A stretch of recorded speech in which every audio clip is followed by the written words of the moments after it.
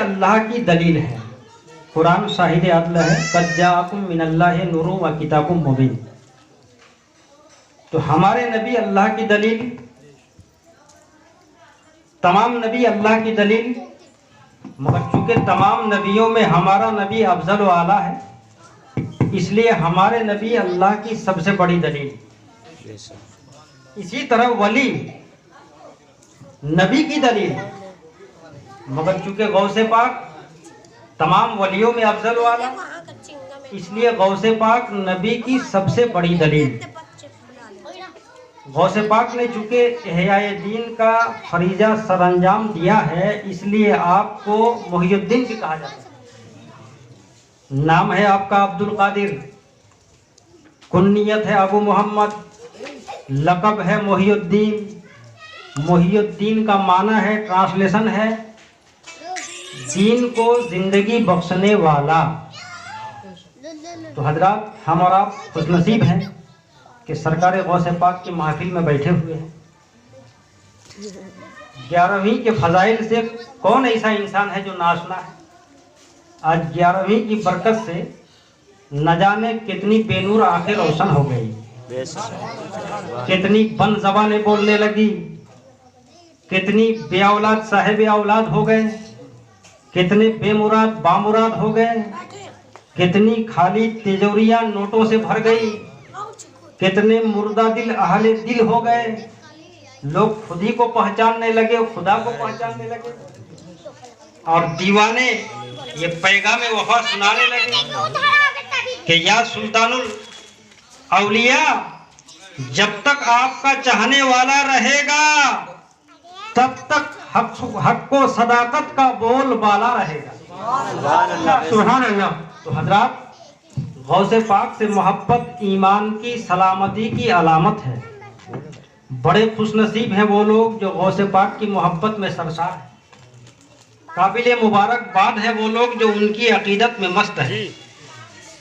غوث پاک خود فرماتے ہیں کہ میرا چاہنے والا، ماننے والا، چاہے مشرق میں ہو، مغرب میں ہو، شمال میں ہو، جنوب میں ہو، کہیں بھی ہو، اگر وہ پریشان حال ہو اور مجھ کو پکار رہا ہو تو میں عبد القادر جیلانی جا کر کے ان کا ہاتھ پکڑ لیتا ہوں۔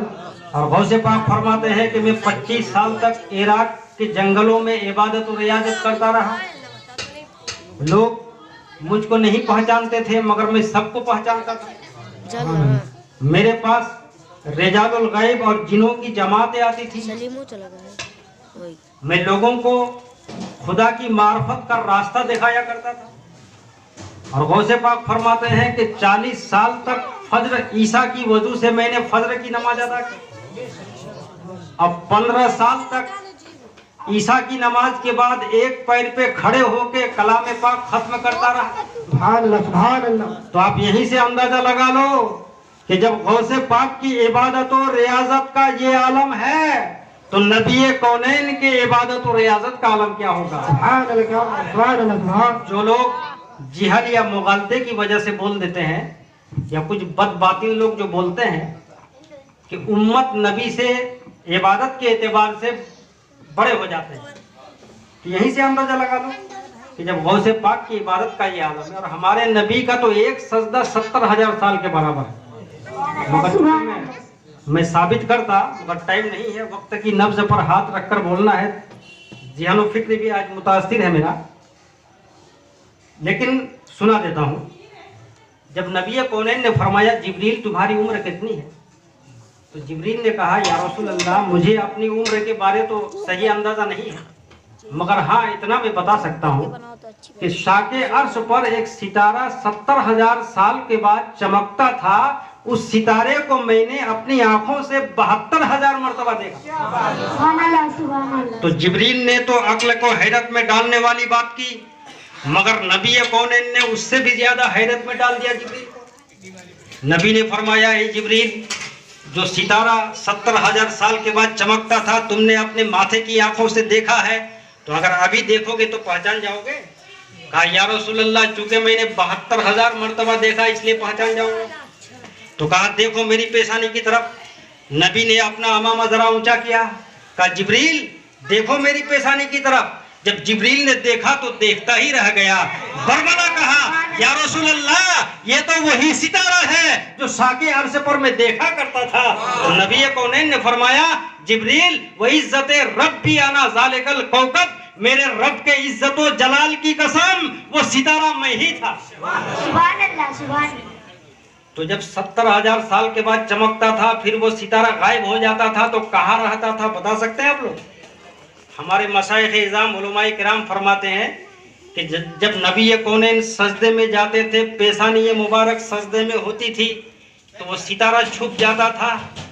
جب نبی سجدے سے سر اٹھاتے تھے تو وہ ستارہ نمودار ہو جاتا تھا، ظاہر ہو جاتا تھا. تو پتا چلا ہمارے نبی کا ایک سجدہ 70,000 سال کے برابر. سبحان اللہ تو سبحان جو لوگ یہ کہتے ہیں کہ امت نبی سے عملی اعتبار سے بڑھ جاتے ہیں، یہ غلط ہے کہ نہیں؟ ان کی یہ سوچ ہے کہ ہم تو 70 سال زندہ رہتے ہیں، 90 سال زندہ رہتے ہیں، ہمارے نبی کی 63 سالہ زندگی، 63 سال کی عبادت، اس حساب سے یہ بول رہے ہیں. لیکن میں نے ابھی ثابت کیا کہ نبی کا ایک سجدہ 70,000 سال کے. ایک بات بتاؤ، آج لوگ کہتے ہیں نا کہ امریکہ سپر پاور ہے. کیوں سپر پاور ہے؟ اس لیے کہ وہاں پر ایٹمی طاقت ہے. مگر آپ لوگ بتا سکتے ہیں کہ امریکہ نے کوئی ایسا مشین بھی پیدا کیا ہو جس مشین نے مردہ کو زندہ کر دیا؟ نہیں کیا. تو آپ دیکھیے سپر پاور کون ہے. جب اللہ کا کرم غوث پاک پر ہوا تو ٹھوکروں میں غوث پاک نے مردے کو زندہ کر دیا. جب اللہ کا کرم خواجہ غریب نواز پہ ہوا تو تارا گڑھ پہاڑ سے گرا ہوا بچہ جو لقمہ اجل بن گیا تھا، غریب نواز کی نگاہ ولایت نے اس مردہ بچہ کو زندہ کر دیا. تو سپر پاور کون ہے؟ امریکہ کے ہمارے اولیاء کرام. آپ کے پاس کوئی شیر آ جائے تو کیا آپ شیر کے سامنے سینہ سپر ہو کے مد مقابل کھڑے رہ پائیں گے؟ بدن میں لرزہ طاری ہو جائے گا، کب کبھی چھوٹنے لگے گا. کوئی سانپ آ جائے اس کے سامنے آپ کھڑے رہ پائیں گے؟ نہیں، بھاگیں گے. مگر اولیاء کرام کی طاقت کو دیکھو کہ شیر پہ سوار ہے اور ہاتھ میں کالا سانپ خطرناک کوڑا بنا ہوا ہے. ان کا نام ہے حضرت احمد جام رحمت اللہ علیہ، جو پاکیزہ ولی، شیر سوار ولی کے نام سے جانے جاتے ہیں. جس خانقاہ میں جاتے تھے شیر پہ سوار ہو کے جاتے تھے. ایک دن خانقاہ قادریہ غوثیہ میں بھی اسی شان و شوکت سے حاضر ہوئے. شیر پہ سوار ہے، ہاتھ میں کالا سانپ کوڑا بنا ہوا ہے اور اپنے شیر کے لیے گائے کا مطالبہ کر رہے ہیں. خادم بارگاہ غوث الورا میں پہنچتے ہیں، عرض کرتے ہیں کہ احمد جام کے شیر کے لیے گائے چاہیے. غوث پاک نے فرمایا وہ ہمارا مہمان ہے، ان کی قدر و منزلت ضروری ہے، گائے پیش کر دو. خادم ایک تندرست گائے ہٹا کے لے جاتا ہے اور بسد خلوص احمد جام کی خدمت میں پیش کر دیتے ہیں. حضرت احمد جام نے جب دیکھا تو مریدوں سے کہا دیکھا میرا روب و دبدبا، غوث اعظم بھی میری کرامتوں کا لوہا مانتے ہیں، غوث پاک بھی میری شان و شوکت سے مرغوب ہے. آگے کیا ہوا؟ جو ہوا وہ دیکھیے.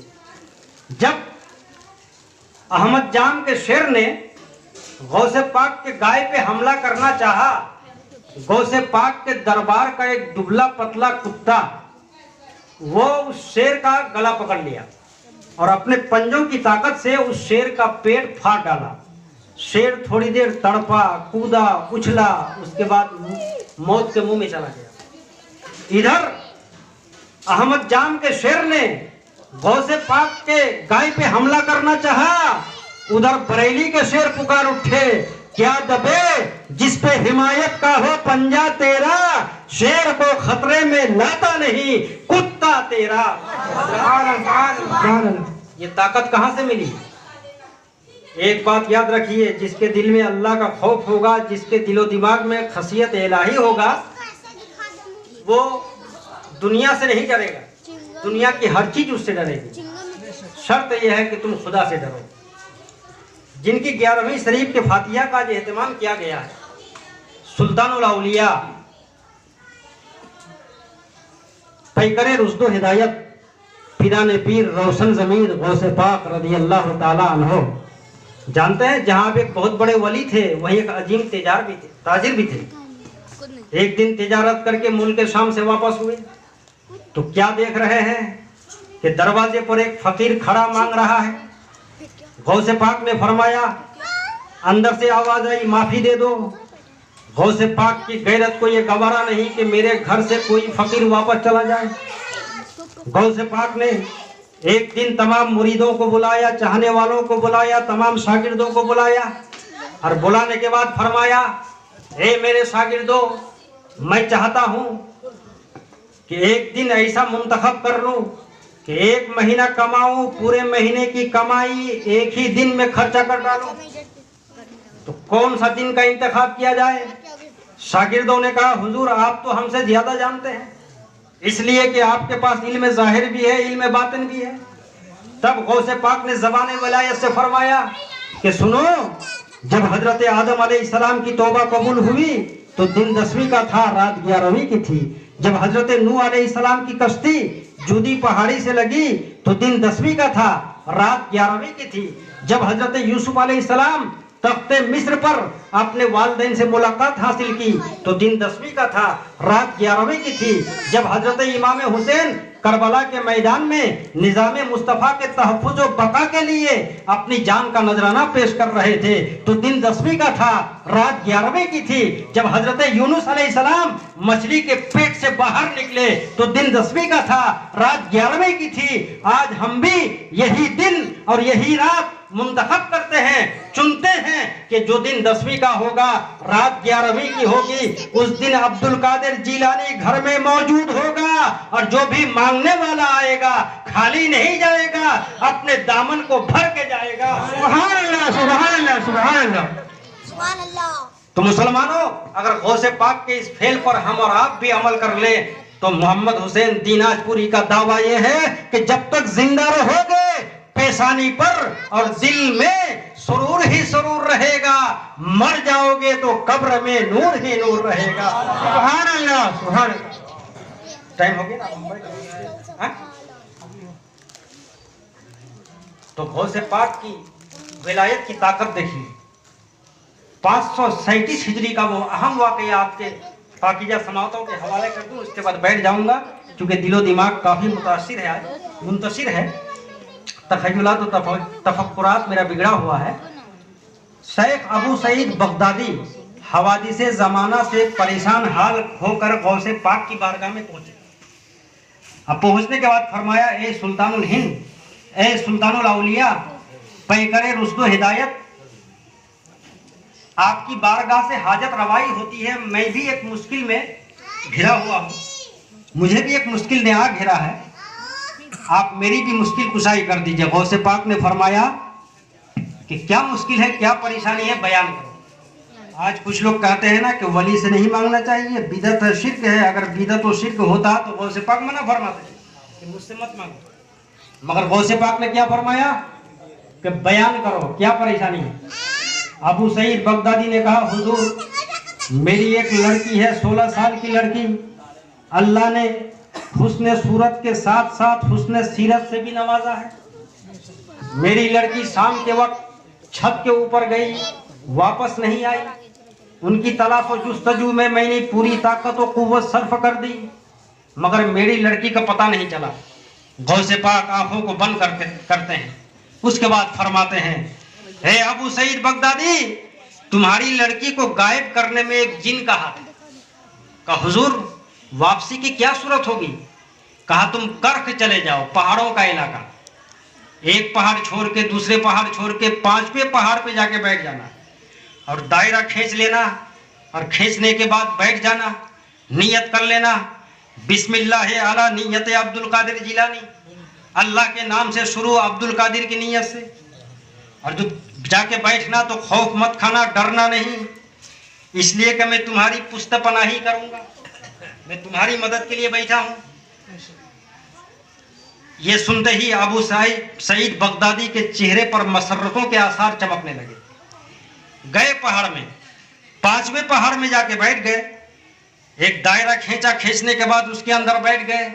अजिन्ना हजरात का गुजर चालू हो गया, मगर किसी जिनों में यह ताकत और कुव्वत नहीं थी कि आपको खौफ और हरासत की निगाह से देखे। सब गुजर रहे थे।